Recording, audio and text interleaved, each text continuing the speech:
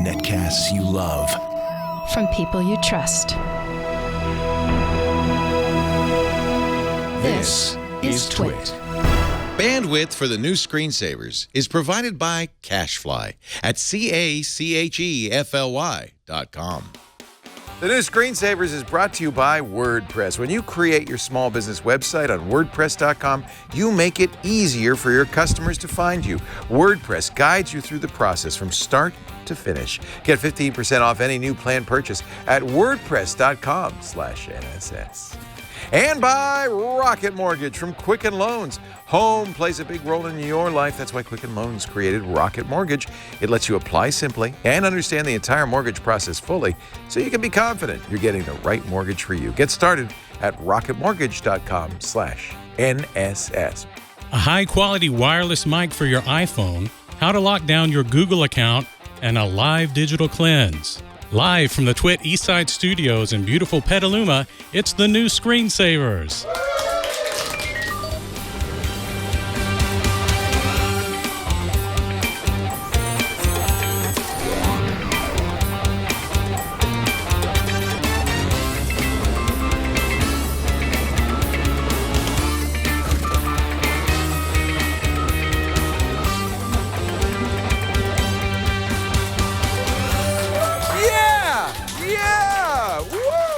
Nice job, David from Crisscross Crust, Texas. What? Grapevine. I knew it was something like that. Frisco, Texas comes later. David and Janet are visiting. He works, can I say where you work? That's why I got confused, at Crisco. Oh. No, Cisco. Cisco. Right? Not Crisco. Okay. Cisco, not the food. Cisco, not Crisco. Got right, it. Yeah. Hey, welcome to the new Screensavers. I'm Leo Laporte. I'm Megan Morrone. Nice to see you. Nice to see you. All of us are wearing floral prints today because it's a lovely fall. day in the neighborhood. We have a big show for you. Coming up, we're going to talk, this is really cool technology. It's a wireless microphone for your iPhone, eventually for Android as well, called the Mikme. Just won at the crowded San Francisco MusicTech Summit for best new products. Really a cool microphone for recording audio and video on your iPhone. We'll explain what the challenges are and how they solve them. Actually, we'll also see it in use because Jason Howell was at the Tech Summit, used it to record. We'll see some of the new technologies for musicians. We're going to do a digital cleanse, and for the first time ever, this is Megan's series. We're number 8 now. In the digital cleanse, and for the first time ever live in studio. Yep. Because I said to Megan, see these AirPods? Ooh, you don't want to see them. So I need to clean my AirPods, but I'm nervous about doing this. I don't want to put them through the washing machine. Don't do a tight shut of these. That's disgusting. It's not that bad. I've seen worse. I've seen a lot worse. Well, you put them in your ear, so you know, how bad could it get? Everybody has earwax. It's completely healthy. Also coming up, we're actually going to show this new Acer Mixed Reality headset. This is a direct competitor to the Rift and to the Vive. It's got some pros, it's got some cons. We'll talk about that. You'll actually take it for a ride. And I'm going to demonstrate, because Google announced this week. They had announced it prior to this week, but they finally made the Advanced Protection program available. This is for people who have Google accounts that need super protection. People like, the chairman of the Democratic National Committee, John Podesta, whose Gmail got hacked. This would have prevented it, but it is an elaborate process that requires not one but 2 dongles and a lot more. We'll talk about the pros and the cons and what it can do. It doesn't cost you anything except for the dongles, but I'll give you a little demo. We'll actually set it up if you want.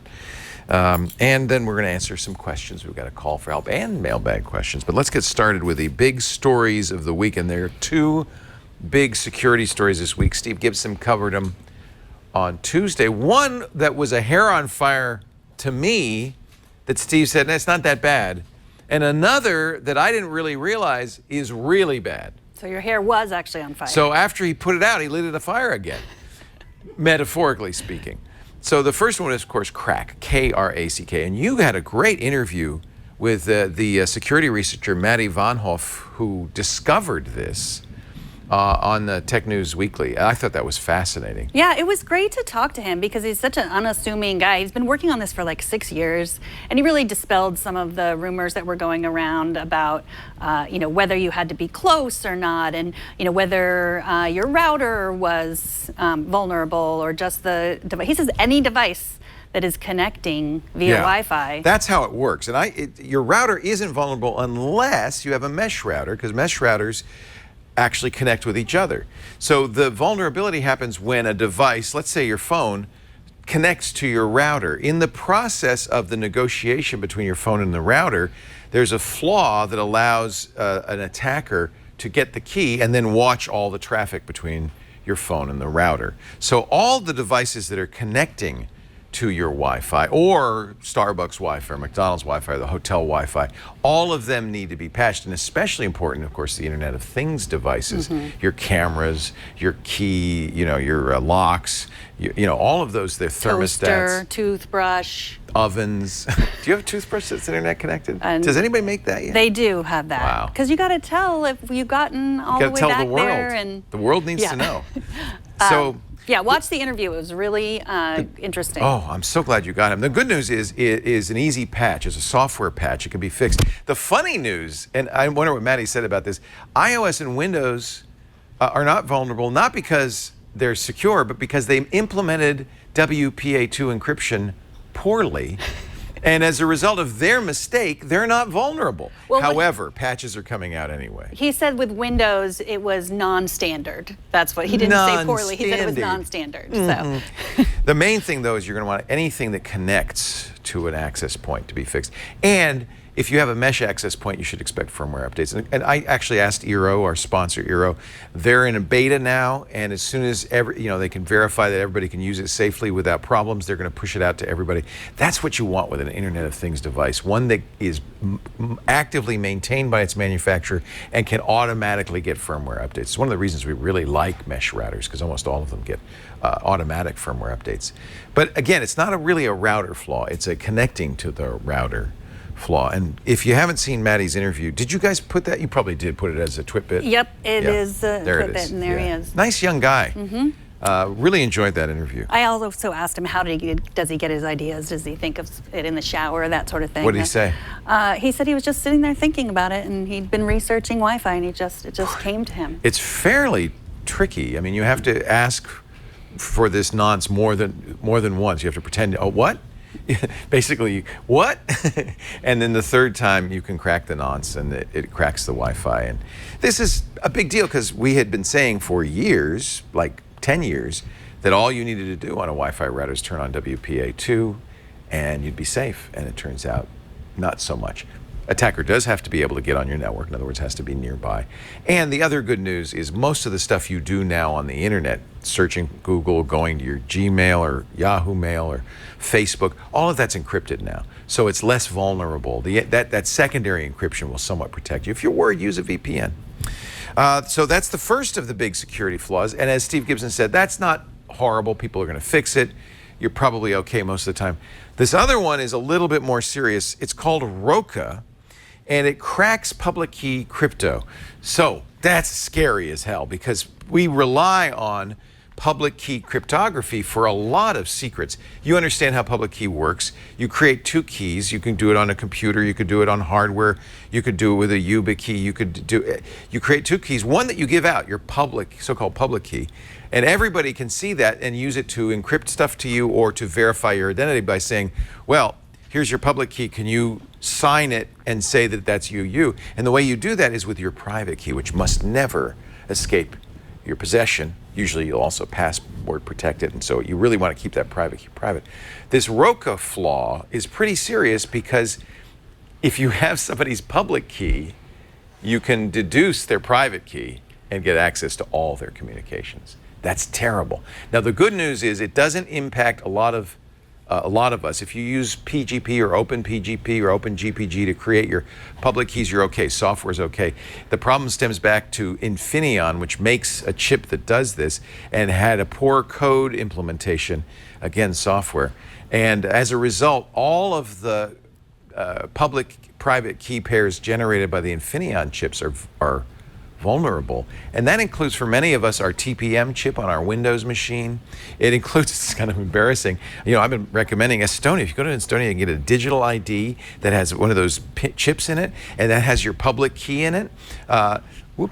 That also is vulnerable. 175,000 of them have in effect been, or 750,000 have been recalled. You can't use it anymore because it was generated with an Infineon chip. So ROCA is a big, big issue, and I think this one is not as easy to fix. There is a tester that you can go, if you just Google ROCA tester, that you can put your keys in and see if they're vulnerable. Probably worth doing that, but again, if you use OpenGPG or PGP to generate keys, you're okay there. SSH keys, you're okay there. But you probably shouldn't use one of these devices. These YubiKey, the 4th generation, can generate PGP keys on chip using Infineon chips. So they fixed it. Anything that you bought since, I think, July is okay. But if you have a YubiKey that's older than that and you generated keys, you're going to want to regenerate your keys. And not use those old keys. It says since 2012, but was that when they started, or were there ones before 2012 that were safe? That's interesting. My suspicion is that that's when the bug got introduced to the Infineon chip. So anything generated from that's 5 years. 5 years of keys that are now dangerous to use, because if you you publicize your public key, you put it everywhere, that can be used to deduce your private key. Not good. Let's see. Balloons! Over Puerto Rico? We told everybody the FCC had given permission for Google to float its Project Loon balloons over Puerto Rico to give that beleaguered island internet connectivity. They're up now. Actually, it's LTE, not. And AT&T is bringing limited connectivity in after Hurricane Maria. See those? They're like weather balloons. They fly at stratospheric height, and you see they've got a solar panel on there, and in effect a cell tower. And it has been one way of getting Puerto Rico back online. 60% of the population, as well as 90% of the population in the U.S. Virgin Islands, which has also suffered terribly, are now connected via Google balloons. I think it's a great proof of concept for that. And Amazon's looking for new headquarters. Do you think Petaluma, maybe we could, 50,000 employees? Not really want Amazon here, but I don't think we could. Headquarters too. Amazon is doing a public search. Lots of cities all over the country are looking to, I think I saw, and maybe I'm imagining it, I couldn't find it, that the lights in Manhattan were all turned orange as a way of saying, pick us, please. But the funniest thing is, you found these videos. Anthony found some videos. So this is from Dig, the worst videos from cities begging Amazon for its new headquarters. Oh, there it is. Amazon turns Amazon orange in New York City. Amazon orange in New York City. Here's Danbury, Connecticut. This is the mayor of Danbury. Here you go. I'm a proud Amazon customer. So Alexa, where is the best place for Amazon to locate its second world headquarters? Danbury, Connecticut. I told you so. That's called putting as little energy into the bid as possible. I think they did it on the mayor's iPhone. Some of them have done a lot more. There's one that's so long we can't show it that's actually kind of funny. This is Little Rock, Arkansas. Or Frisco. Do you want to show Frisco first? Okay, first I thought, hey, it can't be really Frisco because San Franciscans don't call it Frisco. It's not. It's Frisco, Texas. Great place. Is that the home of the Cowboys? Is that where the Cowboys are? You're growing your business. But what's in the box? Don't ask what's in the box. What's in the box? HQ2. Yeah. They got a fire department. Yeah. People. They got people. They have a box. But don't go in. What's in that box? Frisco is a city. Don't go in. Ah! Oh God. Oh, that scared me. Oh, I still don't know if there was a head in that box or not. It came right at me. I was at a haunted house last night. Were there heads in boxes there? Yes, all sorts of things. They're very creative, these haunted houses. They're also very expensive. It was $25. Per purpose? Per Per scream? Yes, per scream. No, it was expensive. Family of 4, $100 to go in this haunted house, but it was definitely scary. It was people jumping out at you, big butcher knives. And I thought if I were a murderer, I would set up a haunted house. Yeah. And nobody would run from you. You could just chase them with a knife. It'd be easy. I'm going to write a murder mystery. The Case of the Haunted House. Anyway. You could just show people your AirPods with the wax all over them. Yeah. $45 to look at that. What are you going to be for Halloween? I don't know yet. I have a lot of choices and it's stressful, but I am going to do a piggyback costume. oh, I saw those earlier. Yeah. Maybe I should do that too, since More we're going to be doing iOS Today on Halloween. I did see that. There was one yeah. riding a unicorn. Yeah, you can write all kinds of things, these morph costumes. They've got German beer wench, skeleton. So the idea is you put... can ride a German beer wench? Yeah, but this is the one I want to do. They don't call him Mario for some reason. They call him Red Plumber. But you ride on Mario's back. Those are your legs, not on Mario. That's stuffed, right? You just basically you put them on like a pair of pants. I definitely think we should do this on iOS Today. Dick We could do it DiBartolo here. told me about this. Okay. $45. Oh, okay. They have a presidential one. No? No. Okay. Don't show that one. In just a second, we're going to talk to some amazing innovators from Austria who've created a microphone solution for people who want to make videos on their iPhone that is brilliant and really interesting technology. We'll do that in just a second. But first, let's talk a little bit about WordPress. That's my home on the internet. WordPress powers 28% of the internet, so it's not just mine, My it's home everybody's. too. Your it's my home home too. Yeah, meganmorrone.com. See? WordPress. LeoLaporte.com. See, but it's not, but it's, the thing that's cool about this, for years I had my own server running WordPress software. There's your website. I bet you're doing what I did, because this was a revolution for me. You use WordPress.com. See, that's so easy, because they host it. It's cost me less than buying a server. And man, I don't have to spend any time doing security patches or updates. They do it all, even for plugins. And it's very affordable, very easy to use. If you're a business and you don't have a website, you're kind of missing the boat. A lot of businesses have, say, I have a Facebook page. That's no good. You should have a Facebook page. You should have a Twitter account, but you need them to point back to your site where you own it. It's all yours, and that's at WordPress. I know you probably haven't done it just because you figure it's too technical. It's not. It's not hard at all. In fact, WordPress takes care of all the difficult stuff. Choose from hundreds of beautiful designs. Boost your visibility with built-in search engine optimization. I'm sure you did this too, but you've set it up so that people who read your posts can then share it to Facebook or Twitter. So they boost your presence. There's also a great community at WordPress.com. You can have a follow button on your site, and then you get even more traffic from WordPress itself. And the experts at WordPress are eager to help you to get the most from your site. So if you ever have any questions, they're there 24 hours a day, Monday through Friday, and 9 to 5 on weekends. Plans start at just $4 a month. $4 a month. See why 28% of all websites run on WordPress. Create your WordPress.com site. You're going to love it. And if you go right now to WordPress.com/NSS, you could take that price and cut 15% off when you create your new website. WordPress.com/NSS. 15% off your brand new website. Look at this microphone. This is so cool. This is a new microphone. Actually, it just won an award at the San Francisco MusicTech Summit. This is called Mikme, and joining us right now, the CEO and founder of Mikme, Philip Sonnleitner. Hi, Philip. Thanks for inviting me. Nice to see you. Thanks, Leo. You used to work at AKG? Kind of, yeah. In Vienna? In Vienna. I'm from Austria, Vienna. 8 years. I love AKG. I've been wearing AKG headphones forever. AKG mics are great. So is that your trade, a microphone engineer? I'm an audio engineer. Audio I studied at Technical University in Graz, so in Austria. Yeah. And then directly started at AKG for 8 years. So first, 3 years software engineering, but later product management. So, what made you want to create a microphone for the iPhone? so I am a musician on my own, and I was basically tired to set up the microphone like this one, with the stand, with the cable in the computer, in the sound card, set up all the drivers, do all this crazy stuff, and then basically I forgot what I actually wanted to record. You know, in the creative process, you basically want one button audio recording, and that it is what it is. Like there's a big button on it, you press it like this one. This is it. This is the Mikme. This is the Mikme. Okay, so first of all, it's wireless. So there's no wires, there's no setup time. You turn it on, you take it in your hand, you just push. If you have push the button, and now it starts recording. You don't need any other device. This actually has internal recording. 16 gigabyte storage space. Hours of recording. It's 30 hours of raw audio recording. If you're ready, you press it again, or if you're finished, and then it's saved internally. And then you can listen back through the headphone jack. Or you can connect it to the computer, pull the audio off. Right, through the USB connector. But see, that's great. So it's like a standalone recorder.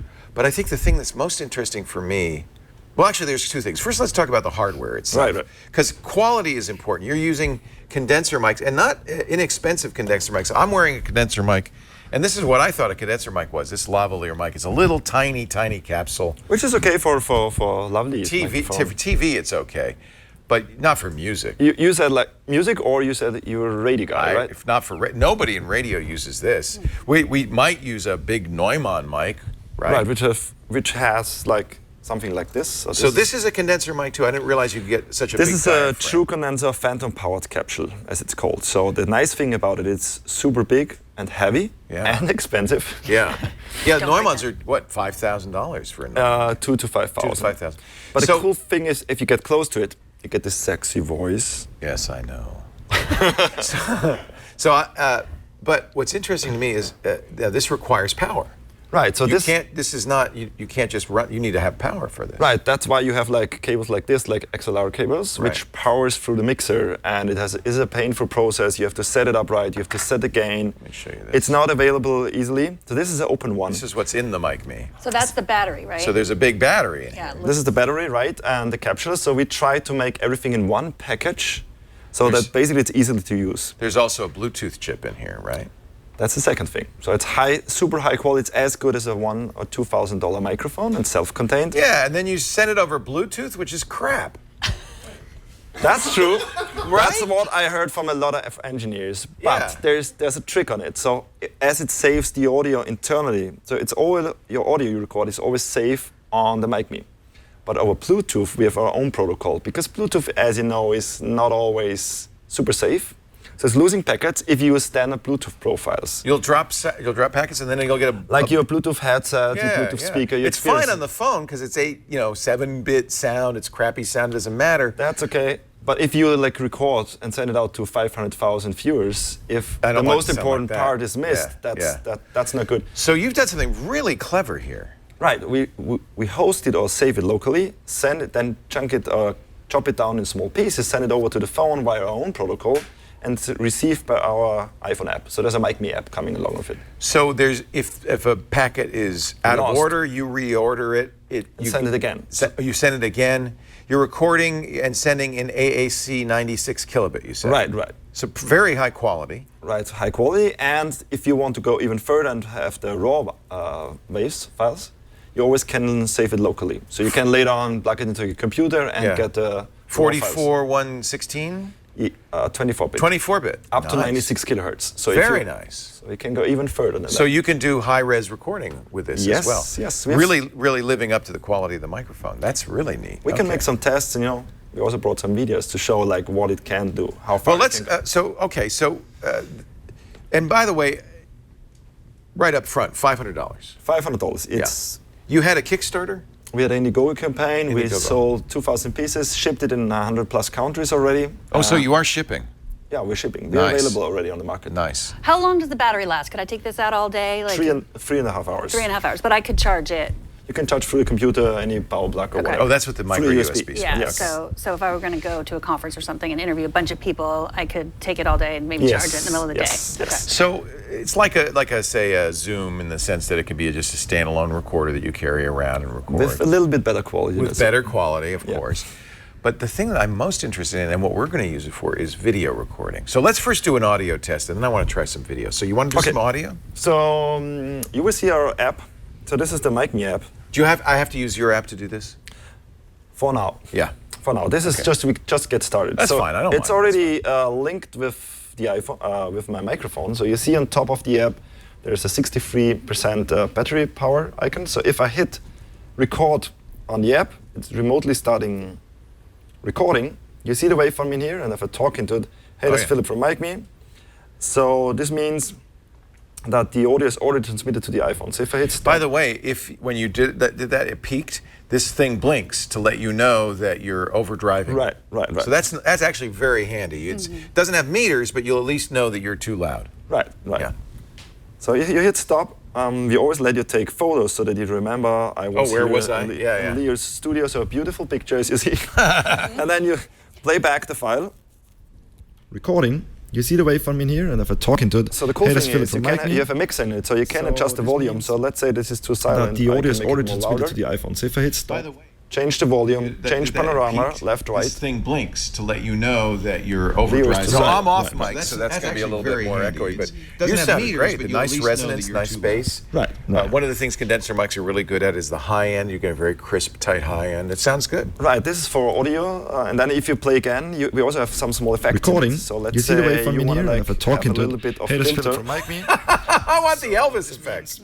Or have a filter like a more mellow sound or more vibrant sound. When you did that, it peaks. So to get you going fast. So this is basically what it can do. Then you have like, because you take picture along, you have like a sound gallery where you see all your recordings. Oh, so they're associated, the picture's associated with the sound clip. That's nice. So that's the first part, that's all you record. That's so how that'd we be started. great for Megan for going to a conference and doing audio interviews.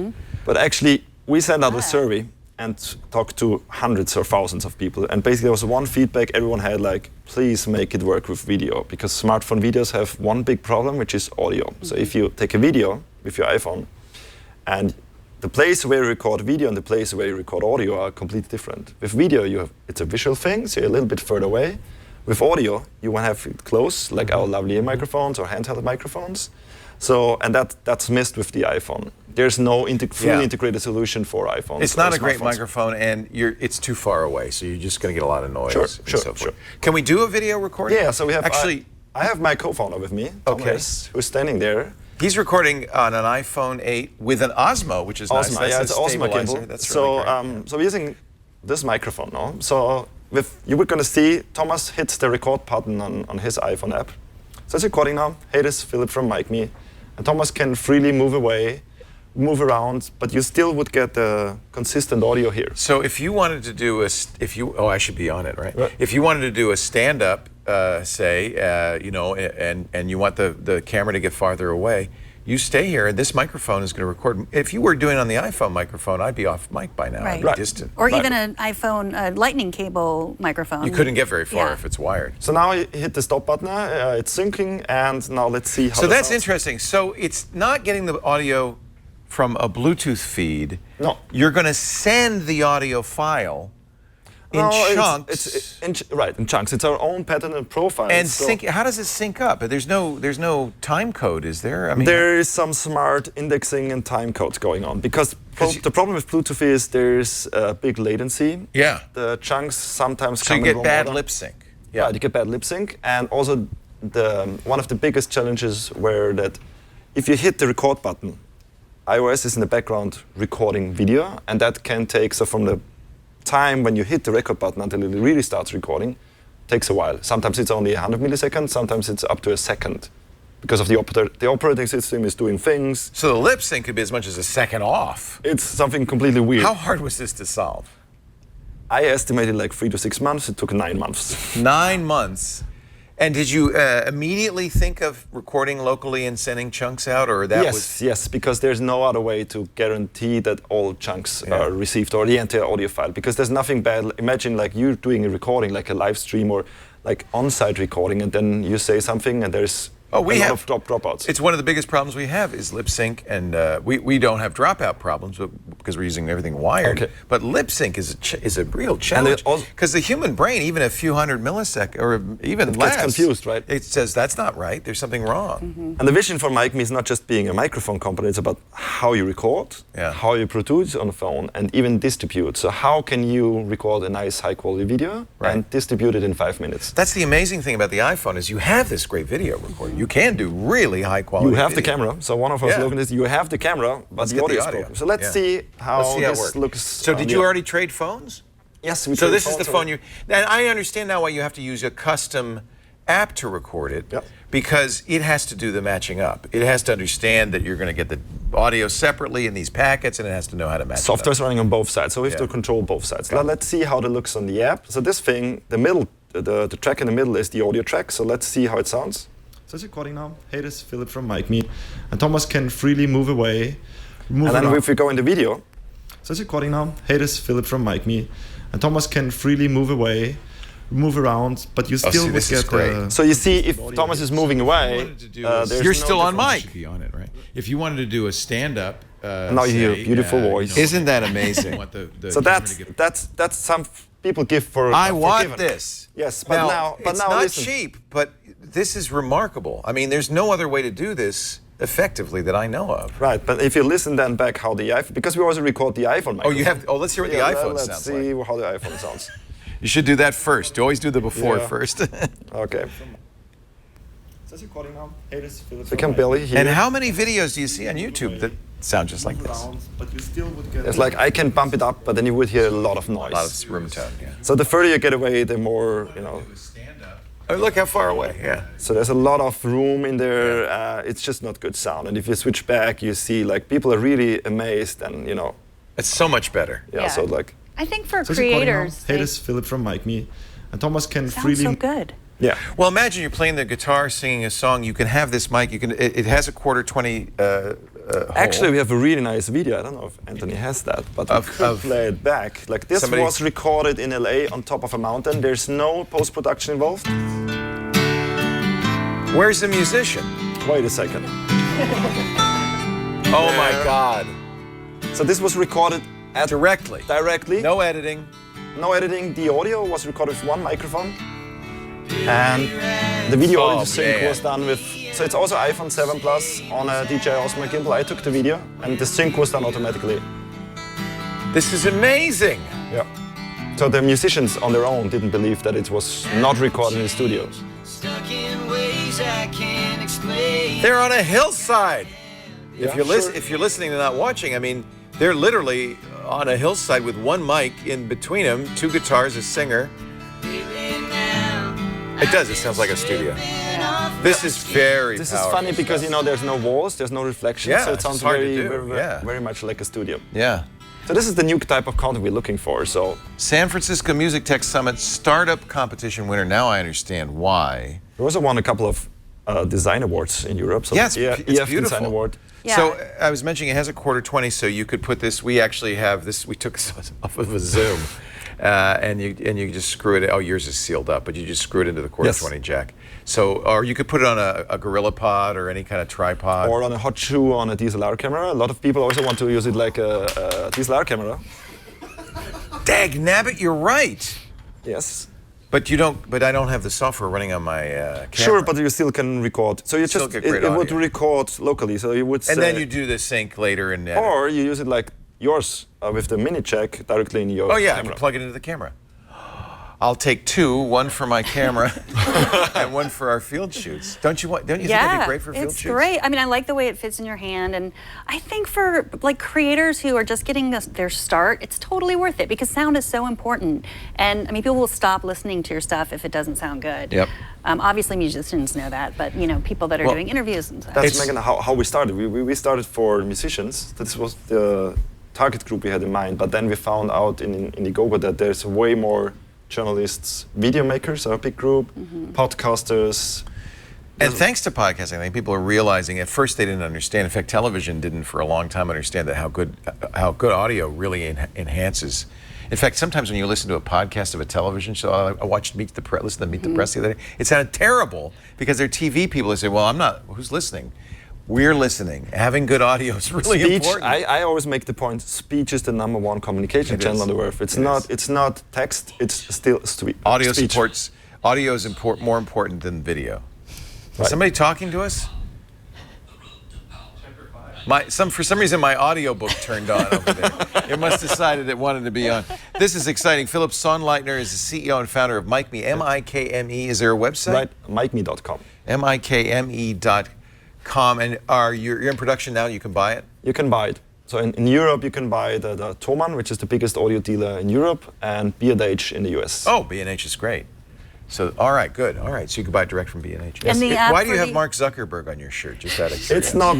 I don't think it's Mark Zuckerberg. That's you. It's an avatar. It's an avatar. It's just a generic avatar. It's So either Mark Zuckerberg or Duke Nukem. I'm not sure which. It looks like it's just an iPhone, iPad. Who app. did the design No of this? Android app.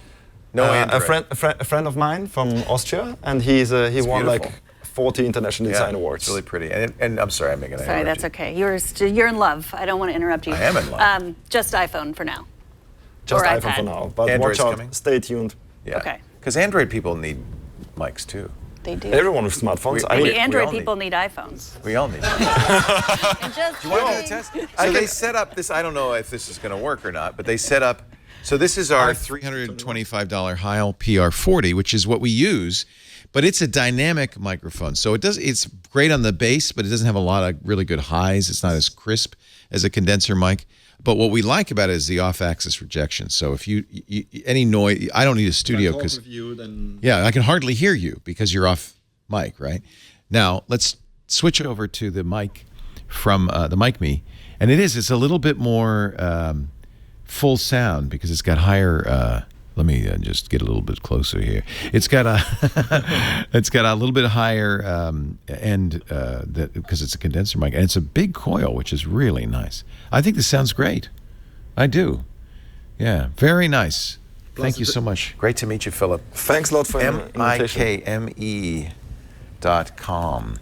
So while we were there meeting you, Jason Howell borrowed a Mikme, right? He recorded this with the Mikme. Yes. So this is Jason Howell's visit to the San Francisco MusicTech Summit, a field test, if you will, of the Mikme. Watch. I'm here in San Francisco, a little bit of smoke in the air, but that doesn't matter because we're in Japantown. We're about to head inside to check out SF's MusicTech Summit.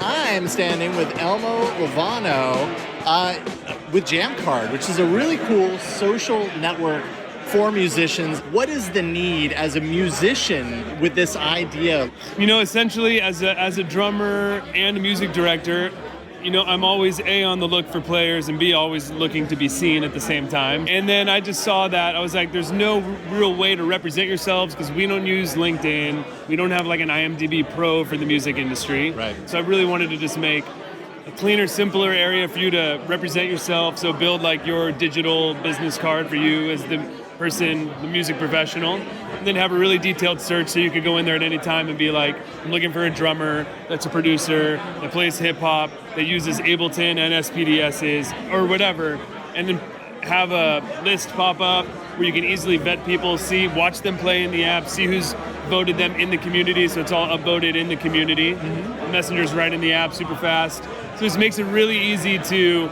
network, find new people, find new friends, find people to work with, and now we're getting into content. We have 5 original web series. Our show, How I Got the Gig, we just partnered with the Grammys, so you can go to either GrammyPro.com and watch it, or you can go to our website or Jamcard's YouTube, Facebook. Elmo Lovano with Jamcard, thank you so much for talking. Thank you, man.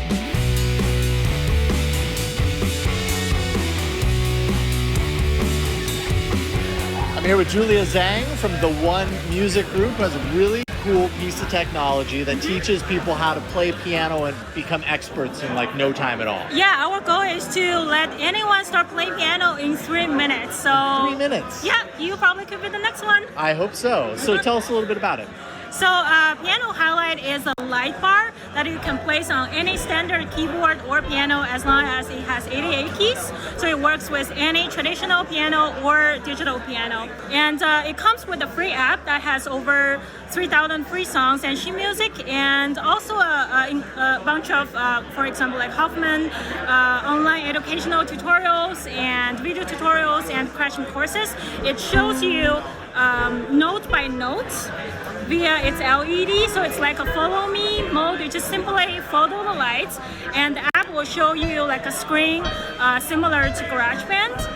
So it feels like you're playing a piano game instead of really practicing piano. That's really cool. And so it's Indiegogo. How much can people get this for right now? Our retail price is $269, and our Indiegogo deal price is $179. Right on. Julia Zhang with the One Music Group. Thank you. Thank you. Thanks so much. Could I learn to play the piano, you think? Yes, anyone can. Do you not know how to play the piano? No, don't you? I know a little bit how to. Mary Alex had a is a little great lamb? pianist. Are you? I know he's a composer and a musician. Yeah. Yeah. Anyway, thank you, Jason. That entire segment, I don't know why we spent so much money on microphones and cameras, was recorded on an iPhone 7 Plus, I guess, with the Mikme. Pretty neat. It is. Pretty amazing. Yeah, and light to carry, not heavy. So why do we all have all this dusty crap here? Well, That's a really good question. This is a mess. This place needs to be cleaned up. You probably wonder why I have these Stridex pads as well. I'll get to all of that. As you know, we've been doing the TWiT Digital Cleanse. We're on week 8. We've gotten rid of our spam. We've gotten rid of our notifications. We've cleaned up our those passwords. We've done so much. And now let's do some actual cleaning. Actual cleaning of our devices. So my keyboard, I realized, is pretty disgusting. I post, one way you can tell if there's really gross stuff is to use your iPhone camera, the 10x zoom, and take a really close-up Really, it picks picture. up all the... Yeah, all the goo. Now, you have an older MacBook Pro. One thing I should warn people, if you have one of the new MacBook Pros or MacBooks with the new butterfly switches, this does not apply to you. You're screwed. Seriously, did you read that article in the because there's not much travel in the keyboard. So this and is you can't just pry them off. So yeah. So Apple has to, this writer for the outline got a piece of dust under his spacebar. Spacebar stopped working, brought it to the genius. He said, yeah, you're gonna have to buy a new $400 keyboard. Yeah. Wow. However, if you have an older Mac, this will work. So mine's 2015. So this is air duster. See, that's why I never bought you a new Mac. Right. Yeah. So I'm just gonna push some air into it. Is this what you do with the air duster? And then get that. So not with and then we can just get that goo out there. And this is physics. It's getting very cold. This actually will work with the new butterfly keys, but there's so little travel that there's not much you can get in under. Get on there, yeah. So and just on these keyboards, you can pry them off. Yeah. But I wouldn't do that without first taking a picture, because you put the Q where the U is, and nothing's going to come out. So if you have a keyboard like this, like a detachable keyboard, we just suggest putting it in the dishwasher. We do? Yeah. You could just take the wires out, stick it in the dishwasher. Okay, couple of tips. Don't put it in with the old spaghetti pots and dishes, okay? No, just by itself. Nothing else in there. You don't use dishwashing soap. No, you just hot stick it in there. Just hot water. It's all you need. And dry it thoroughly before you try to use it. If there's any water left, you're in trouble. Also should caution you, about, 30% of the time, this busts the keyboard. Yeah, but keyboards, they're not that expensive, cheap. right? So this is like a last resort. I wouldn't do this regularly, but if your keyboard's really disgusting, and that one is, I've done this many times, and it works fine. I would also suggest, if you're going to go in the keyboard, use a toothpick. I have some green toothpicks over there on the ground. They just, you didn't see them because I had to borrow them. Yeah. So I had some, thank you. I made beef jerky the other day, and really. So you don't use metal. Don't use like a fork or anything. Wood. But yeah, you can just get in there. Don't use a vacuum cleaner either, because that creates static. Oh yeah, in fact, in general, I know people do this. A vacuum cleaner in a PC tower case, that kind of thing, that can actually really fry your stuff. Yeah, so don't do that, and don't use a brush. Brushes cause static as well. So don't also, use a that. tip with the canned air, Ooh, like look at that. yeah, it's disgusting. That's just dead skin. Why does this remind me of dental work? I don't know. So the canned air, pulse it. Don't press it for a long time, because it will get very, very cold and condense moisture in there, and you don't want to. You just don't want to get the moisture is your enemy. The toothpick. I mean, I could spend all day with the toothpick. That is disgusting. Okay, let's stop now. I'm getting nauseous. You can also use. Do you suggest an alcohol? Some people are like, alcohol's not. What I actually do use often is Clorox wipes, and I use this on my keyboard. You don't want anything so juicy that liquid's going to get in, but for one thing, bacteria is a real problem on these keyboards and the touchpads. Yeah. So I will, every month or two, you want to try it? Yeah. Every month or two, there's one. Whoa! There's Clorox everywhere, so don't do that. Okay, this one's maybe a little damp for your purposes.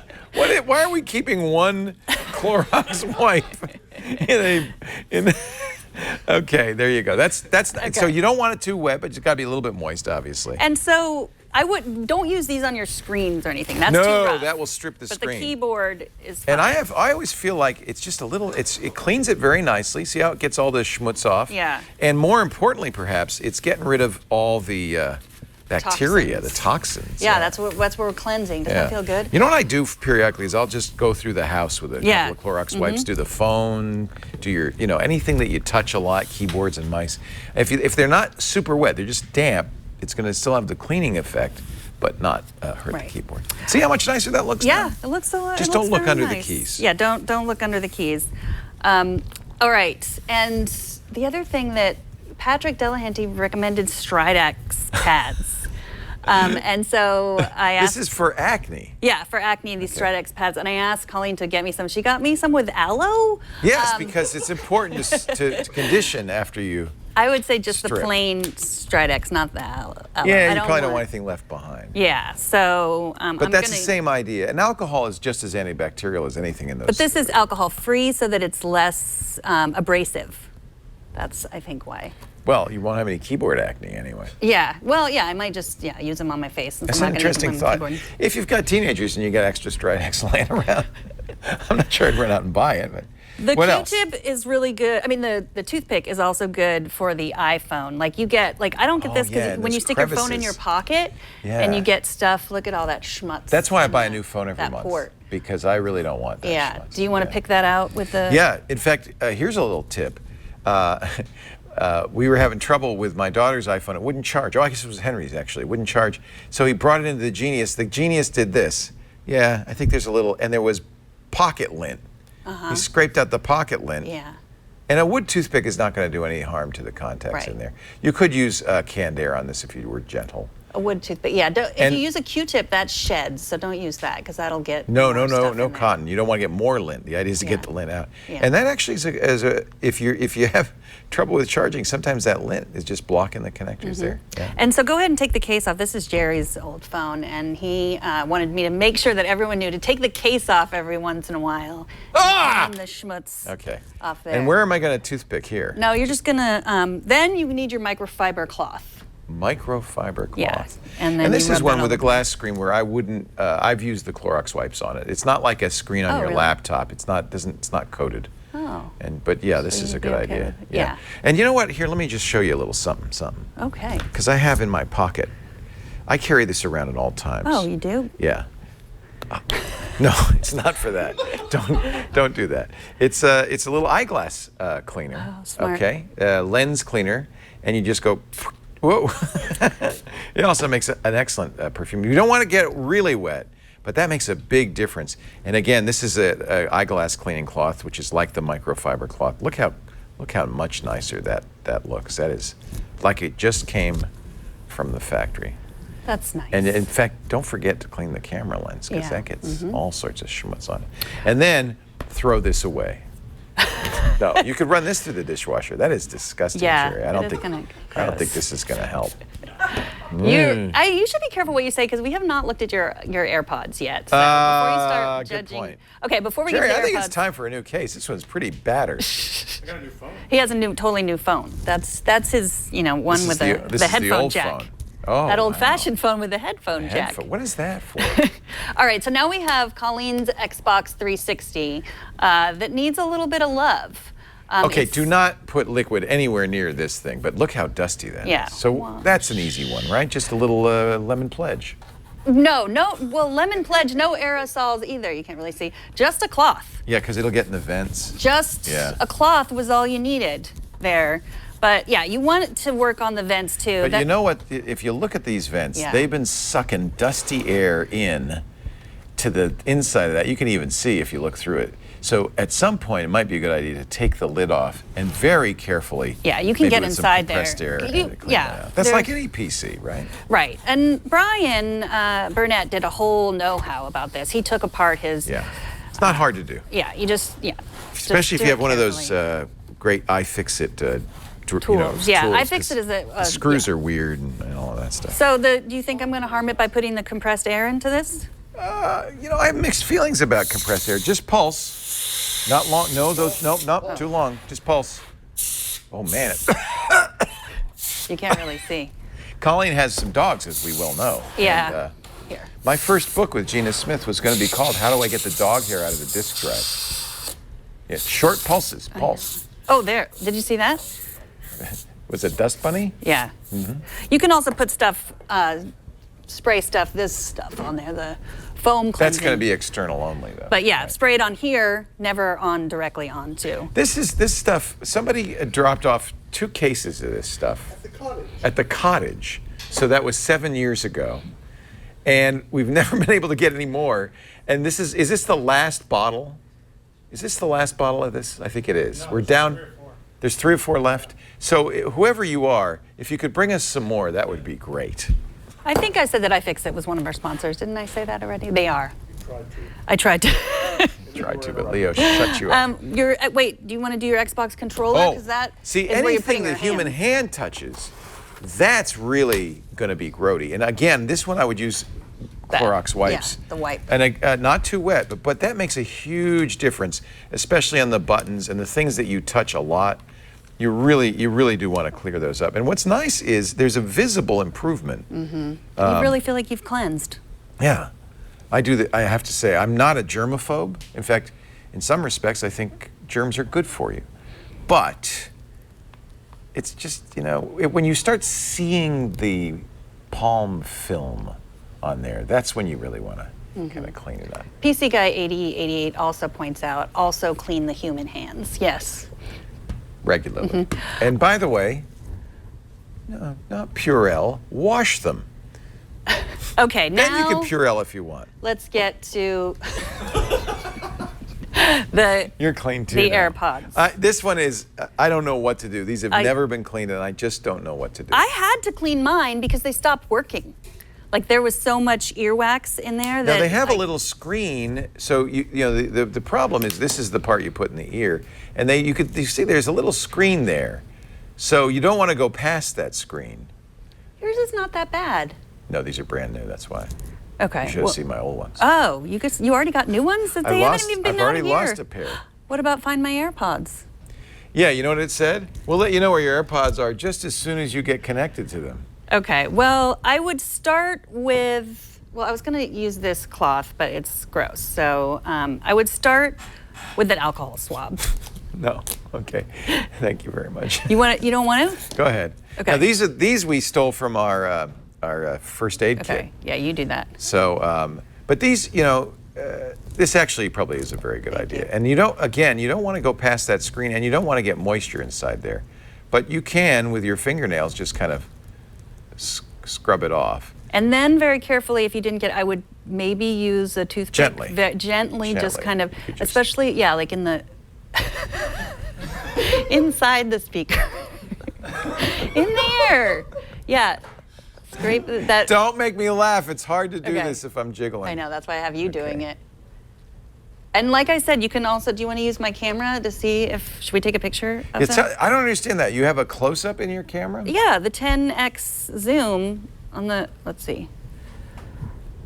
Okay. You have to get farther away? Oh my God. Oh my God. Can you see that? Yeah. Yeah. Yours isn't that bad, No, actually. it's like I said, I've only worn them. Yeah. I mean, mine were gross. Yeah, but you can imagine the earwax is going to collect in there. So you definitely want to clean So that.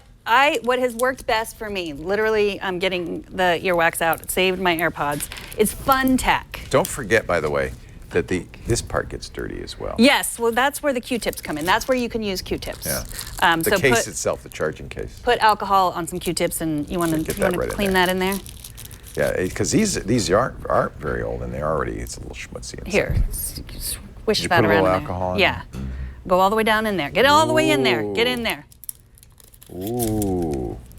And wow. then Actually, it's amazing. Look at that. Yeah. It is there. They are dirty dirty already. Wow. This is not very old. Yeah. Then do you want to see the FunTech? Do you want to try the FunTech? Is it like a Tic Tac? No, FunTech. Like the sticky stuff. Oh. So it will stick, it will adhere to the It's mounting putty. It's not designed to clean, but it does in fact have that effect. It'll get because you have to get this one too. Yeah. And then you just stick it in there. Oh, that's a good idea. And then it pulls up the earwax. Pulls it right out of there. Oh, that's clever. Look at that. And that's nice. You can have very good.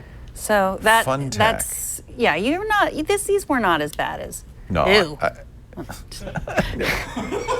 It looks like some of my brain is on there. And I don't know, some of mine, mine are pretty clean too. So The problem is they're white, and so any dirt at all, any dust, any earwax is going to really stand out. So it's nice. Well, to yeah, and enough earwax, you won't be able to hear them. So Q-tips, careful. Only do it where the shedding isn't a problem, like the inside of the charging case for your AirPods, not the AirPods themselves. You don't want to get more fluff in there. Certainly not any of the ports on your phones.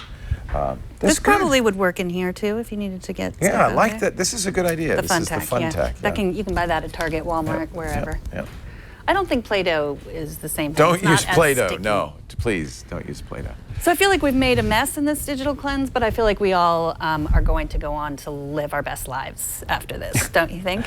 Well, this is the cleanest copy I've ever read. That is sterile copy. We're going to have a first look at the Acer Mixed Reality headset in just a little bit, and we'll answer a call for help. But first, a word from Rocket Mortgage. I don't need no copy to tell you about Rocket Mortgage. I love these guys. Created by Quicken Loans, one of the best lenders in the country. Well, absolute best if you look at their J.D. Power Customer Satisfaction Awards year after year. #1, the best in primary mortgage origination, in mortgage servicing. But here's where they go a step beyond, a step better. Rocket Mortgage has created a mortgage approval process that's entirely online. And they don't just want to make it fast and easy, they also want to make it transparent so you understand what's going on. It's simple to use, and it's quick. It's so quick you could do it at an open house. You could say, honey, have you ever done that, gone to an open house and say, hey, we should buy this? I've actually done that. We saw a house some years ago, and we said, we love this house. We ended up buying it. I wish Rocket Mortgage had been around there because it took us a lot longer to get the loan than I would have liked. Plus, we had, so much paperwork. You got to give them the pay stubs and the bank statements, and you got to find them, and sometimes you have to go to the bank and get them from the bank. And not with Rocket Mortgage. Rocket Mortgage has trusted relationships with all the financial institutions. So all you really do is you give them a few simple facts about yourself. They say, is this you? Well, okay, we're pulling up your bank statements. You give us permission to do that? And you say, yes. They crunch the numbers, and literally, not in a month or a week or even a day or an hour, in minutes, they will give you approval on a loan. They'll crunch the numbers and give you a choice of all the loans, see this, that are just right for your financial situation. You pick the loan you want, you pick the down payment you want, the term and the rate, and boom, you got it. And man, it's nice to show you do this on your phone in an open house, you can show the realtor, I'm approved, you're approved, I've got the loan, sell me this house. Rocket Mortgage, bookmark it so you'll have it the next time you're interested in buying or refinancing. rocketmortgage.com/NSS. No more trips to the bank, no more trips to the attic for the paperwork. Just a simple process on your phone, completely transparent. You'll understand every step. Apply simply, understand fully, mortgage confidently with Rocket Mortgage. Equal housing lender, licensed in all 50 states, NMLSconsumeraccess.org, number 3030. Here's the thing. Just go to rocketmortgage.com/NSS. And we thank Rocket Mortgage for their support of the new screensavers. We have walked over here for one simple reason. It's time to get away from your earpods. To get away from those. Time for a call for help.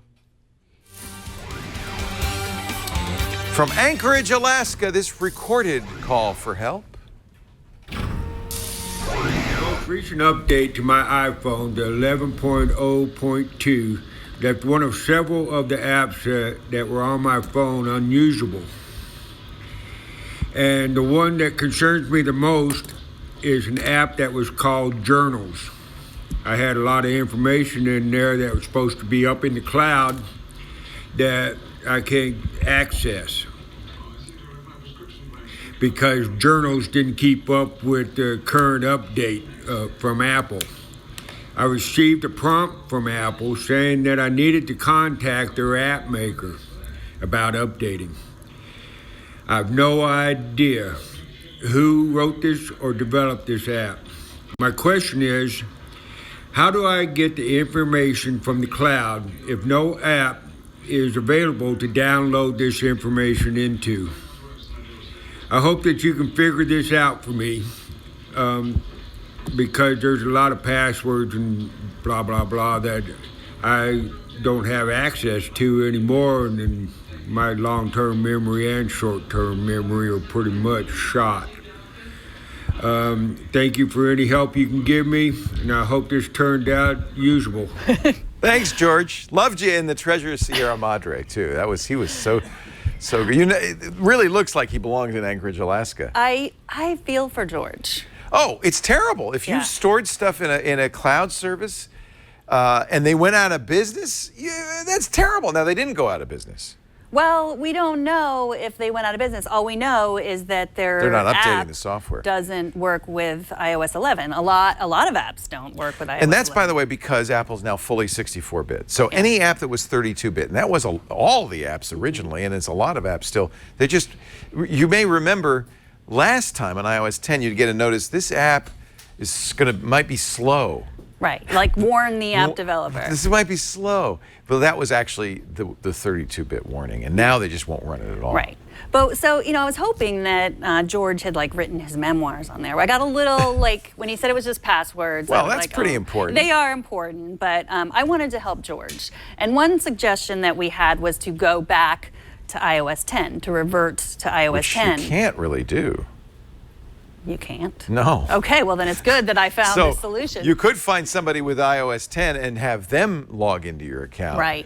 And download the data or whatever. But yeah, once you go to iOS 11, there's no going back. That's a one-way street. Okay, well I'm glad that I kept working for a solution for him. Yes, because so you did find one. Well, he can't go and log on to someone else because he doesn't remember who made the app. And it was just Journal, and all we had was that picture. And I looked up So Journal. that was his picture? That was his screenshot. Okay. So it was Journal with a little pen. I went to Google Images and searched for Wow. Journal app. I looked for that icon. There's a million Journal apps. I know, it's very generic Many. name. I went back and read articles from 2012, the best Journal apps. And finally, I just thought, well, why not just post the screenshot on Twitter? And that's what I did. And then Craig. You crowdsourced the solution. That's the way we should all solve our problems. It's great.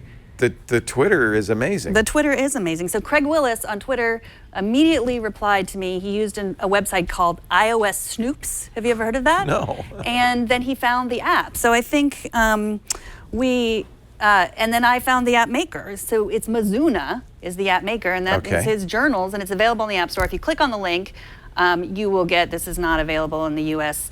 App Store, open in iTunes, and it'll just say it's not available. But you can contact Mizuna. There's a contact. So, Mike,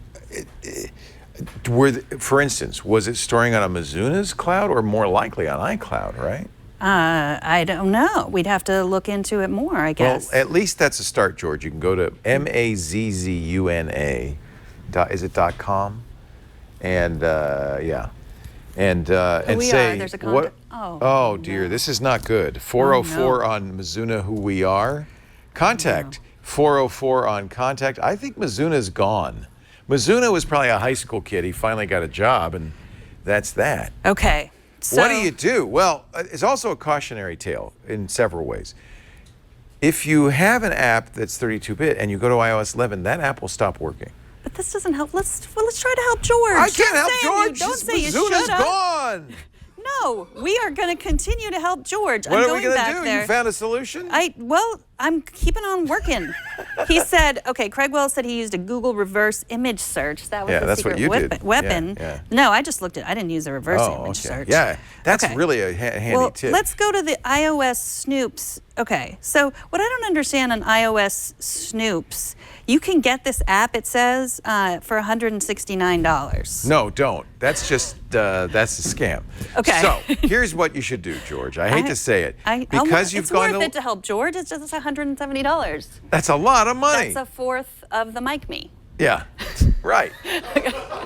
But you know what you can get for less than $179? Okay. An old iPhone, or maybe even an iPod Touch, an old iPod Touch. Okay. If you can't find a friend that has one, go to eBay, or maybe even if, in Anchorage, I'm sure there are iPhone repair stores. What you need is an older device that you can, now we know it's Mizuna, you can install the software on the older device if you can still get it from somewhere. Is there anywhere, that's the problem. It says it's not available in the anymore. U.S. App Store. It's on his iTunes library on his computer. Very Yes. smart. So it's on his iTunes library on his computer. That's a very good point. Anthony Nielsen, thank you. This is something, by the way, they've taken out of iTunes. Mm-hmm. So unfortunately, so make sure you don't upgrade to High Sierra or iTunes 12. But for a while, iTunes stored those apps locally on your computer. And probably at some point you backed up your phone and iTunes has it. That would be one way. Borrow or buy an old iPhone with an older version of iOS and get that data off. You know, you got to install that app. You got to access the data. You know, worst case, you may be writing it down or doing screenshots, but get that data off. What I'd like to know is what cloud did Mizuna store it in? Because if it's stored in Mizuna's cloud and Mizuna's out of business, even if you got the app, you're not going to get your data back. I'm going to knock on Mizuna's door. That's how much I want to help George. Where are they? We don't know. I don't 404. Don't know. Can't help you.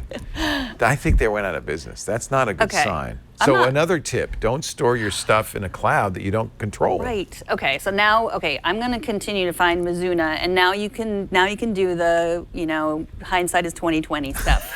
Go ahead. Well, no, we may not be able to help George, but George has helped everybody else because this is an important lesson.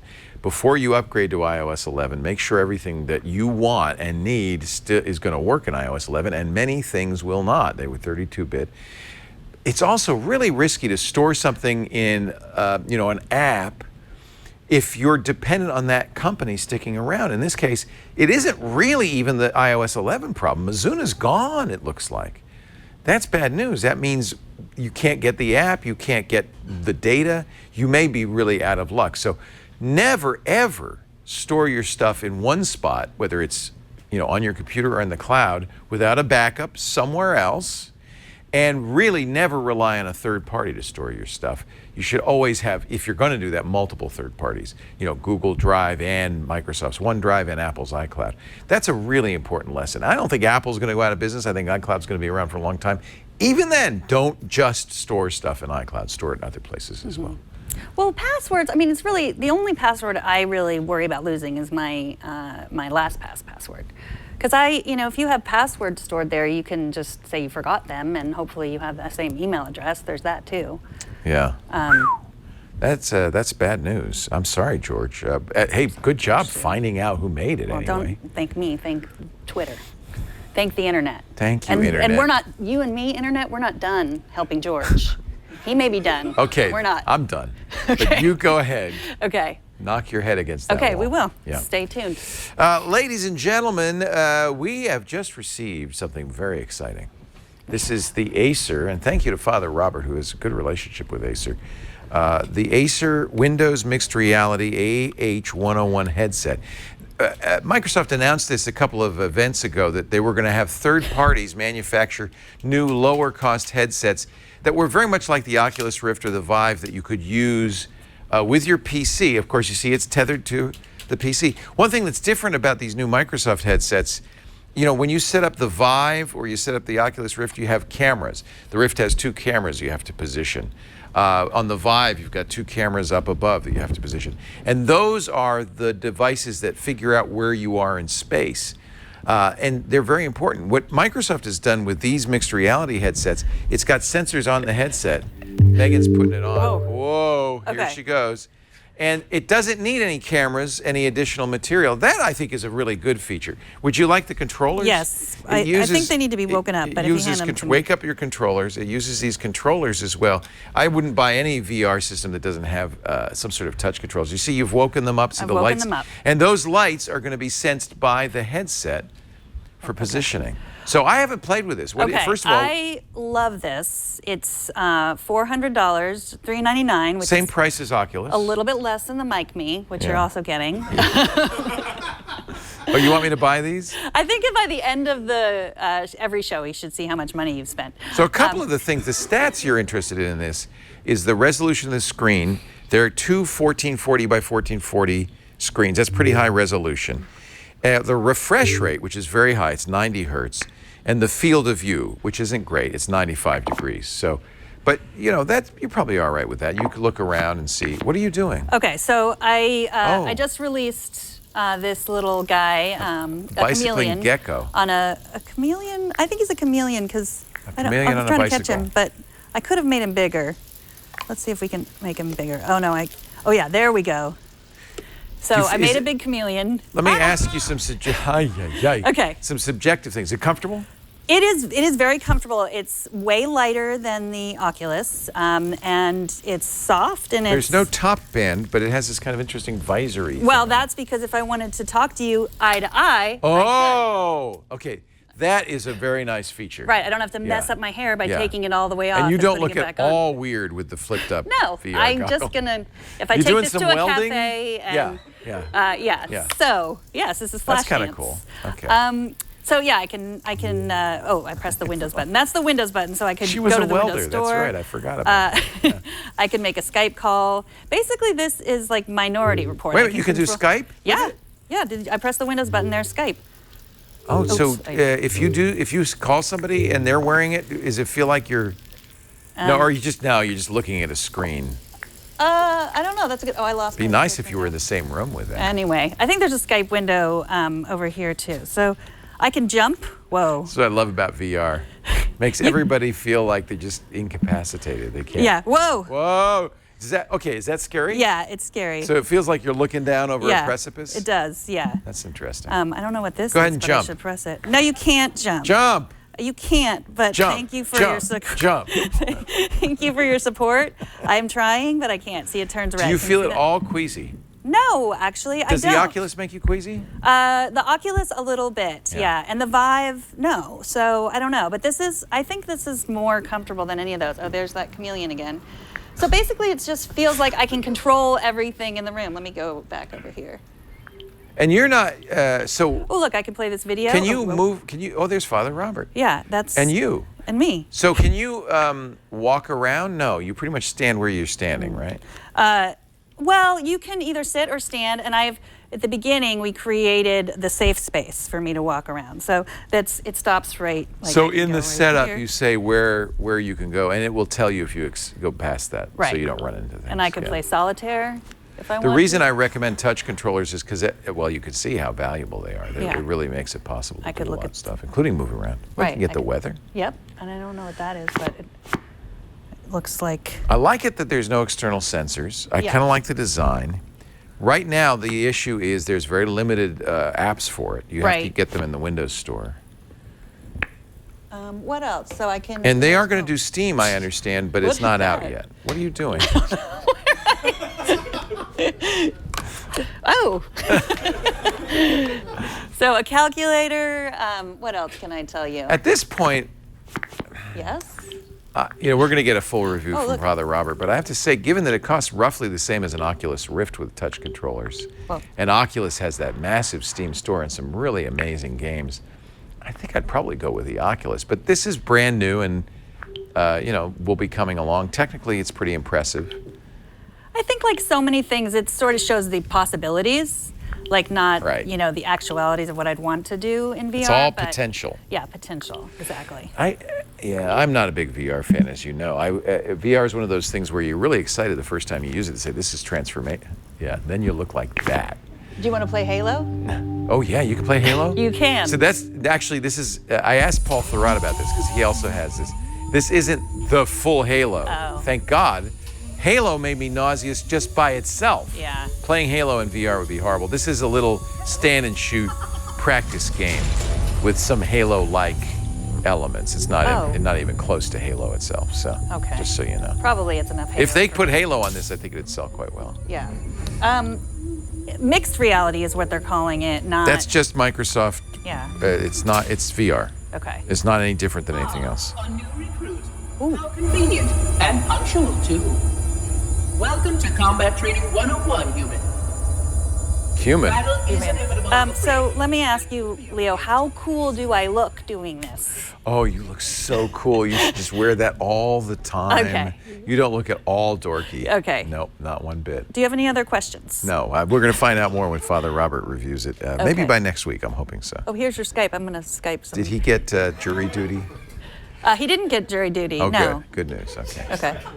Poor Father Robert. First the Pope, then the state of California. He just can't win. Are you having fun? Yes! I do it. Should I stop? Should I take it off? No, keep doing that Okay. while I talk. Okay. Mizuna Software Labs is on LinkedIn. They are located in Phoenix, Arizona. They have experience with writing. This, thank you, by the way. The chat room found this in LinkedIn. We're not done. We're not done. They have experience with writing secure encrypted applications. I know. You're facing the wrong way. Don't worry about it. As well as writing applications. Didn't anyone tell me I was faced the wrong way? Interact with a variety of back-end systems. So there is a postal address. I doubt they're there anymore. And by the way, this is the giveaway right there where it says company size, myself only. Oh. So it is, as I suspected, it's just one person. But write to him. Maybe you can get him to help you, George. Okay. I'm done with this. Do you want to try it? No. Okay. All right. I'm going to demonstrate something, and then we're going to get the questions of the week in the mailbag. By the way, if you want to, I forgot to say this, but if we're answering George's questions, if you want to ask a question, Jason Howell's going to be on next week. If you have an Android question or a question for me, where did I get this fine shirt? Here's how you ask. Need tech help? The new screensavers are here with answers. Email your tech questions to newscreensavers@twit.tv. You know, I realized in the digital cleanse, one thing we didn't talk about is how to clean your monocle. Oh. So yes. Yeah, very important. Yes. Yeah, if you've got a little of the you do that, and then you just do like this, and actually you look pretty darn cool if you just stand around cleaning your monocle. Yeah. It's a little Colonel Klink kind of. Yeah. Hogan. Put it in there. Yeah. And it's just, it's very. What do you think? I love it. Yeah. You know what? The number one thing you want to do, and Colonel Klink was a master of this, you want to learn the monocle pop. Say something surprising to me. I am quitting. Ah! The monocle pop. Very handy. I'm not quitting. Yeah, don't quit. Are you ready to do a little gapping? Yes. Yes. Jerry held up a sign that said gap. And I have to say, I really was racking my brain. What the hell's he talking about? Yeah. And then Google. Thank you for producer Jerry for reminding me it's time to show off GAP, the Google Application Protection Plan, or something like that. General accounting practice. Thank you. What is it? General accounting. Generally accepted accounting practices is different. GAP, if you go to Google and look at it, this is something they announced a while ago, their advanced protection program, but it started this week for the first time. And the idea is to really lock down the accounts of people who need extra Google security. For instance, remember, one of the things that happened in the 2016 election cycle was John Podesta's email was hacked because he had a kind of bad password, I think, or maybe he got phished. Yeah, he got phished first. Yeah, on his Gmail. So this will prevent phishing. This will prevent people from guessing your password. It'll prevent anybody who doesn't have your physical dongles from logging into your Google accounts. These are the physical dongles you need. And you can see I have mine on my keychain here. You'll have to have one. Both of them have to be FIDO UTF, that's the specification, compatible. You'll have to one that is USB. This will be for your PCs, anything with a USB port. I'm using a YubiKey from Yubico, and I really like this. This is the YubiKey 4. And what this does is when you plug it in, the computer thinks it's a keyboard, a USB keyboard. It gives some power, and you press this button, and the keyboard spits out a unique identifier that changes every few seconds. So that is really, without this, you need your Google login, of course, and your password, but without this, you can't get in your Google account. But there's a problem because we have lots of devices like our iPhone that don't have USB ports, right? So for that reason, you have to get a second FIDO UTF device. Google recommends one that's no longer in stock. So I bought this. This is from, and I actually asked Steve Gibson if Vasco is okay. And he said yes. VASCO is a reputable, vasco.com/SecureClick. The YubiKey is about $40. This is about $30 on Amazon. And the way this works is kind of cool. This is a Bluetooth device that does the same thing. It generates and then sends over Bluetooth a long key code. So you can use that with the iPhone. Now, or the Android phone or any device that doesn't support USB. Google will not sign you up for Gap unless you have both of those. In fact, if you go there and say, get started, it'll say, okay, buy these keys. That's, by the way, the only expense. Google does not charge you a monthly fee for this, which is, nice. We thought at first they might. But there are some disadvantages. You'll have to, on your iPhone, put a Google app that I'd never heard of before called Smart Lock. And that Smart Lock pairs then with the USB key and allows you, see, it's accessing, it says, I've verified this account. And that's because I've got the USB key. And then this app gets queried by the other Google apps on your iPhone. Is this really Leo? And this app says, yeah, he verified it with the key, and they say, okay. But you can no longer use your Apple Mail. You have to get rid of it. You have to use Gmail or Inbox. You can only use Google Apps. You can't use the Apple Calendar if you tie it to Google Calendar. You can't use that anymore. If you use Google stuff and you want access to it on your iPhone or your iOS device, you can only use Google's apps to do that. So I no longer can use Apple Mail to get my Gmail. I have to use Inbox or Gmail. I can no longer use the Calendar app to get my calendar. That's one of the disadvantages. You also have to use Chrome as your browser in your desktop from now on. That's convenient, isn't it? So that's why it's free. Yeah, I mean, there are some benefits to Google.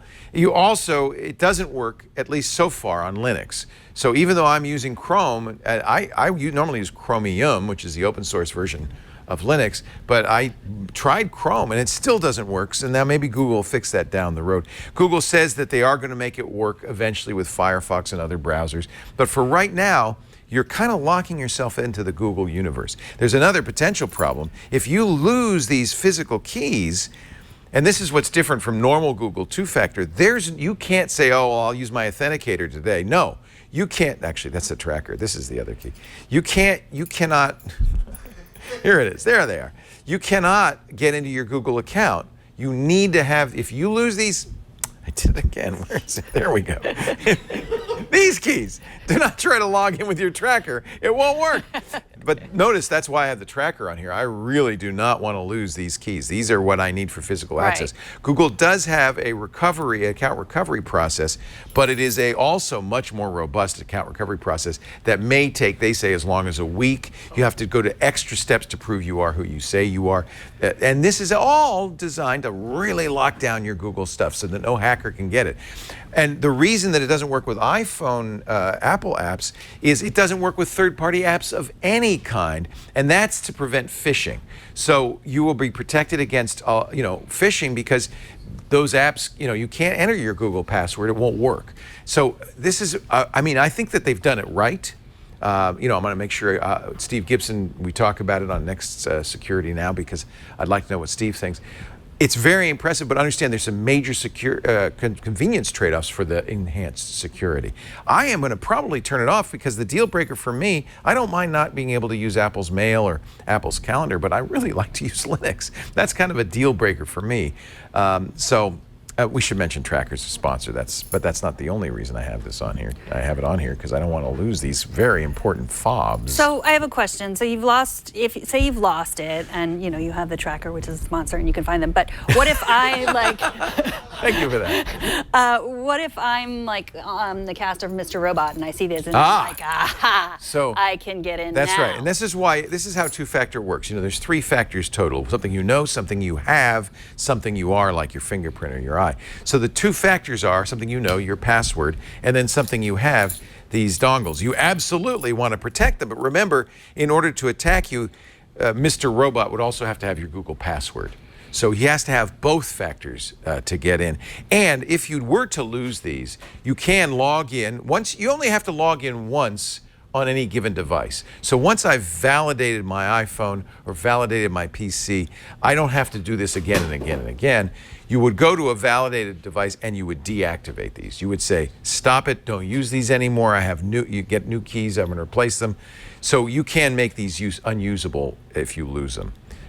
Don't lose them though, because. Okay. But this is the key, and the thing is, this is hard for somebody to get. If somebody wants to hack John Podesta, the Democratic National Committee, it's not enough for them to get his password. They can phish him all they want, unless they have these physical keys or access to them. They can't get his mail. And for some people, I think that is well worth it. Maybe you want to have a hyper secure Google account and then a less secure Google account. That's one way to handle this. I was thinking of doing that. I'm probably going to do something like that where I have a super secure Google account that I use for password recovery, emails, that kind of thing, and only use it for that, and then use my other account for everything else with all of the convenience that not using their application protection offers. So I just wanted to show you that because we've talked a lot about it, and I wanted to show you how it worked. Do you want to do some the email bag? Yeah. You know, it's going to involve walking. Is it? Yeah. Can you walk and talk? I can. Should we just do it here? All right. Let the mail bag come to us. Yeah, that's what I always Time say. for the mailbag. Whoa! Look at that. Perfect, Jerry. Yeah, perfect. All right. And inside the mailbag. Oh, there's a hat. Look at that. It's a beautiful twit hat. Is that yours, Roberto? You don't want to give that up, do you? No. New Twit store. Oh, yeah, this is a little different. This is like a trucker cap with mesh. Oh, that is nice. I like that. What is the address of the new Twit store? Same address, twit.tv/store, but we're using a new provider. And one of the things the new provider does is it gives us a broader variety, a broader range of stuff. And you don't have that weird, we're not making it anymore unless we get 100 orders that we were doing at Teespring. So this is, that's pretty nice. It's nice. That's nice. Yeah, Yeah. it's nice. Do you call it a trucker cap because it's got the mesh? Yeah, is that right? Yeah. Like you could run in that and You sweat, could run in that? and you'd be fine. I can't run, but all right. Here's the mailbag. I didn't even want to walk. Yeah. Yeah. Okay, I'll take this one. Actually, I look like I look like I should belong to the Postal Service. Yeah. I need. Oh, thank you. Look at that. I've never seen this before. Just kidding. I like to prepare a little bit. Claudia says my mom is 90 with a small digital camera and that she needs to replace. Aww. Her friend suggested getting an iPad to take and view photos. My mom is not technical. She still uses a flip phone. What 7 to 8 inch tablet would you recommend? Is it really necessary to spend $300 on an iPad? She still likes to go to Costco to print her photos, so it would be nice if it had a memory card slot and a USB cable to have options. It doesn't have to have Wi-Fi since she doesn't have internet and won't be backing up or emailing photos. So let me understand this. She wants a big thing. It'd be nice to have a big screen, right? With a camera on it. But she doesn't care if it's connected to the internet. She doesn't care if it runs any other apps. She just wants to be able to connect it or pull out a memory card or connect it to a USB cable at Costco and get them to make prints. Right. She wants to So really, take it's pictures. an interesting thing. Yeah, she just wants to replace her camera. It's a camera with a big viewfinder, But basically. yeah. So she wants a camera. She doesn't want to connect. She doesn't have internet at home. So what I suggest is a product that we talked about on the on iOS Today, Tech for Your Parents, called the GrandPad. And this is a subscription service, and this is the GrandPad. It's not cheap. It's $70 a month, $65 to $75 a month, but it includes this Asus tablet. And it's designed for, depending on the tech, how tech savvy you are, it's probably like 75 and up. So she can, and it doesn't connect to the internet. The subscription, which is $70 a month, also comes with, it's a Verizon account. So it's LTE, so you don't need to have an internet. So it has a camera in it. You can take pictures. I can take a beautiful picture of Leo. Well, I like the big loud noise. But see, if you're 80, that's delete photo. Look at the big buttons. Yes. See, that's nice, or Yeah, 90, the big- because you want a big screen so you can see. That's And or I nice. could And look, save it's the very photo. obvious what to do. Quit camera. So the photo has not been saved. Would you like to share the photo with your family? Oh, Yes. that's neat. So She maybe doesn't have to go to Costco yeah, with this. if she wants to just share it. So when you set it up, usually someone else sets it up for the senior, and you can put their grandkids. Their They don't have to mess great-grandkids. with that stuff. No. You set it all up for And them. then you can comment. Oh, I could say, here's a picture of my friend Leo. Here's a picture of my friend Leo. Hello, is this thing on? Hello, here's a picture of my friend Leo. How do you stop it? Your comment will be sent shortly, so it gets sent to everyone who's in my family. I They're gonna have really to say, I really like this. And this comes with its own. The reason it's $80, it comes with its own internet. Yes, its own LTE. Access. There's a picture of the inside of the case. So Yeah. let's. You could take a I'll selfie, send too. this to Grandma. Yeah, Yeah. that's great. Yeah. It has Look at the big buttons. See, you can't go wrong on No, that. you can't. Yeah. It has a lot of other features. No, you don't want that one. And see how easy it was that you don't have to, there's no back button. You can make phone calls, you can make video phone calls. See, I was at first going to kind of poo-poo this as being more than Grandma really wants. Look, big band music. Uh-oh. Please wait, thanks for your patience. Oh, Grandma's going to love this. Okay, so I understand that Claudia was looking for a memory slot. This does not have this. But maybe you can wean Grandma off of Costco. Maybe. Because really all she wants is to send those pictures to other Maybe she family wants to mail members, them. right? Maybe she wants to print them and hang them on her wall. The other thing that GrandPad offers is white glove support. So they will talk to you every day. They will talk to you once a week, once a month, whatever you want. And I've spoken to them several times, and they're all so sweet and nice. And what they suggested was send it to your family, and then if she really wants prints, the family can take them and make prints for them. So yeah, I don't know of anything that's directly does what you want. Any tablet is designed to go online. No tablets that I know of have, well, maybe the Samsung has a memory card. I think the Samsung has a memory card slot, but it's way more complicated, and there's no way you can hide all that complexity. They have a simple interface, but even the simple interface is more complicated than this interface. What's this called again? It's called the GrandPad, and it's a little bit cheaper if you do it, if you pay for the whole year. But they've said if situations changes with your your parent or grandparent, they'll refund. I like how big the buttons are. Yeah. It's pretty straightforward, I think. Yeah, there's. And then she would get email. And again, she doesn't need Wi-Fi because it's built in. It's LTE built in. Yeah. Look at that. I found out what the deal is with these hats, with the mesh back. That's so you can wash your hair without taking the hat off. Good. That's very handy. Yeah. Somebody in the chat room said that. Yes. All right, cool. All right, that's the closest we can come. But your mom, Mary, she would be insulted if I would gave her suggest an iPad and then just connect it to an adapter, and then. This is going to cost more than an iPad in the long run, though. It's $79 a month. So. But if you break it, then they just send you another one. It's good.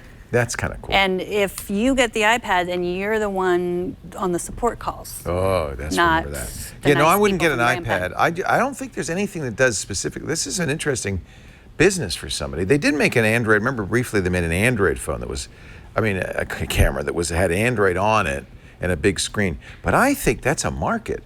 Is make a camera, just a camera, a plain old camera with a memory card and a big 7-inch viewfinder. I think that's an interesting, I like that idea, but to my knowledge, nobody's making it. Here's question 2. It's from Frederick. Megan and Leo, I've seen all sorts of articles saying that Apple has patches ready for iOS, macOS, watchOS, tvOS to fix that Wi-Fi vulnerability we were talking about earlier, KRACK. But I haven't seen anything about their airport routers. Well, that's interesting. I know they've abandoned those products. It would seem irresponsible of them not to at least issue a patch. Do you know if there's an update available or coming soon for the airport routers? Thanks, Frederick. So 2 things. First of all, as we mentioned, I think Maddie explained to you, this isn't something you patch the router for. This is something you patch the things that attach to a router.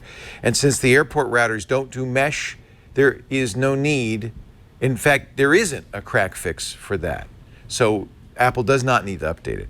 Apple never announced that they were killing the airport routers, but you make a good point. They haven't been updated lately. I think since December 2015 or something. I don't, this is an example of Apple not really communicating very clearly what their intent is.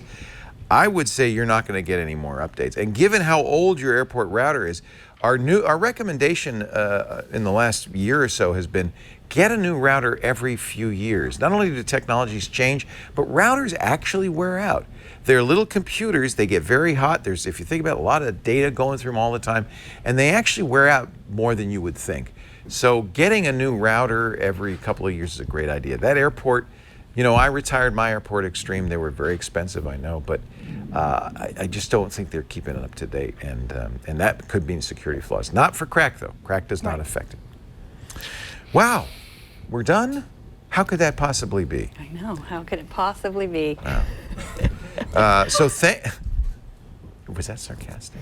No, Okay. no. Let's Okay. keep going. Let's not. If you want to get more of this twit stuff that you like so much, we are going to make some holiday specials.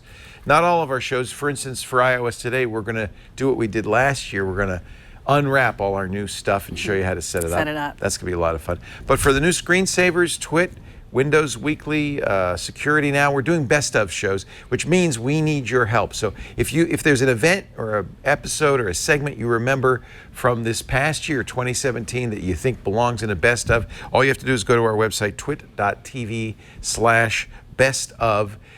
They're going to ask you for a lot of extra information. Give us what you can know, but if you just describe it, that's great. If you could tell us the episode number, even better. If you could tell us where in the episode, best of all. But again, you don't have to. Give us just whatever information you know. That would be very, very helpful. We also have a newsletter. If you'd like to sign up, twit.tv/newsletter, as long as you're on the website. You'll get inside news announcements. You'll find out what's coming up on future shows. Jerry does a great job with that every week. twit.tv/newsletter. Now, if you want to be here and watch this show, there's two ways you can do it. If you want to be in studio, we have a great studio audience today, including Chef Roberto, who came all the way from New York. And we're glad to have you. Of course, David and Janet, and there's Marie in the back. We thank you all for being here. Email tickets at twit.tv. We do want you to let us know because the studio isn't open all the time as it used to be. And so it's really important that we make sure to put a chair out for you and have a place for you. So email before you come, tickets at twit.tv. But you can also watch live, and you don't have to give us any heads up on that. Just go to twit.tv/live. We do this show every Saturday afternoon, 3 p.m. Pacific, 6 p.m. Eastern, 2200 UTC. Twit.tv/live. And if you do that, please join us in the chat room at irc.twit.tv. They're great people in there. You don't need special chat software, just your browser, irc.twit.tv. If you can't be here live in person or on the stream, please download a copy. On-demand audio and video is always available at twit.tv/NSS, or subscribe in your favorite podcatch application, and you'll make sure you get every episode. I'm really liking this hat. I like it too. I think I might just go be a trucker. Okay, I'll take over. I'm ready. I got the arm tan. It's all yours, Megan. Excellent. Can I get a knob on the wheel? All right. Thanks for joining us. We'll see you next time on the new Screensavers. Bye-bye, everybody.